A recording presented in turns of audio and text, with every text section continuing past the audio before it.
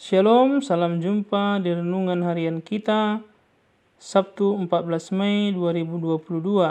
Bacaan-bacaan suci besok, bacaan pertama diambil dari Kisah Rasul 1 ayat 15 sampai 17, dilanjutkan ayat 20 sampai dengan 26.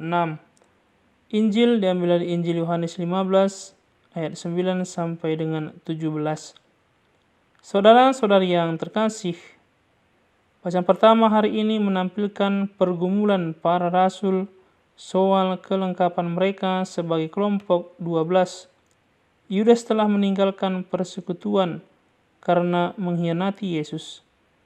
Kebutuhan untuk melengkapi jumlah para rasul adalah demi memelihara tradisi sebagai lambang Israel baru. Terpilihlah kemudian seorang yang bernama Matias.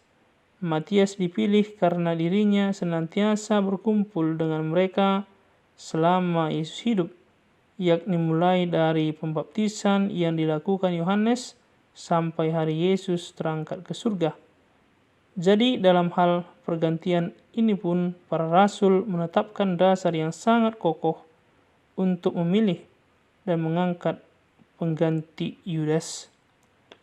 Yesus menggambarkan dirinya sebagai pokok anggur dan para pengikutnya sebagai ranting-ranting pokok anggur itu. Sebagai pokok, Yesus menghendaki orang-orang yang percaya kepadanya mengalami sukacita yang penuh. Dan karena itu, Yesus bersabda, supaya sukacitaku ada di dalam kamu dan sukacitamu menjadi penuh. Seringkali sukacita para pengikut Yesus dibayangkan sebagai selesainya semua masalah atau terlepasnya semua beban berat. Seolah-olah kalau orang percaya kepada Yesus, ia tidak lagi menghadapi masalah. Yesus masuk ke dalam dunia untuk menjalani hidup seorang manusia dan mengalami derita hidup di dunia. Selama manusia hidup dalam dunia ini, ia tidak lepas dari permasalahan dan kesulitan. Namun semua itu tidak menghalangi kita untuk bersukacita, sebab sukacita kita bersumber pada persekutuan kita dengan Kristus.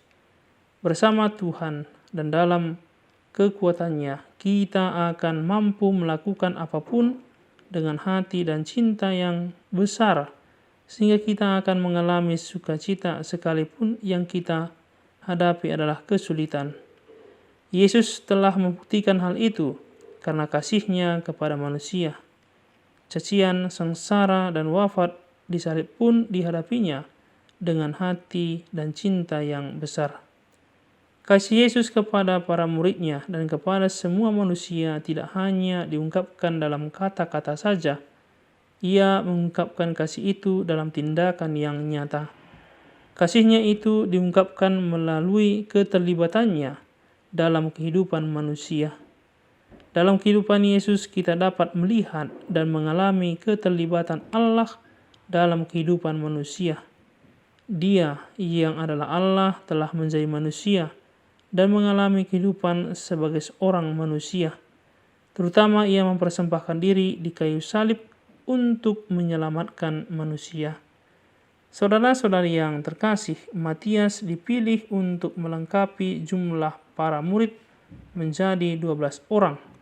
Matias dipilih untuk menggantikan Yudas Iskariot supaya pewartaan sabda Allah disampaikan kepada semua orang. Dalam pewartaan, ke-12 rasul tidak pernah lepas dan jauh dari pokok itu, yakni dari Yesus. Mereka sungguh sadar bahwa setiap ranting yang lepas dari pokoknya akan layu lalu mati. Bersama dengan para rasul, kita juga merupakan ranting-ranting dari pokok yang sama, yakni Yesus. Maka janganlah membiarkan diri jauh dan lepas dari Yesus, sang pokok dan sumber hidup, supaya kita tetap memperoleh berkat dan sukacita. Jangan biarkan godaan apapun atau kejahatan serta kekebalan hati kita membuat kita lepas dari pokok itu. Sebab jika demikian, kita juga akan layu hancur dan mati. Semoga Tuhan memberkati kita semua. Amin.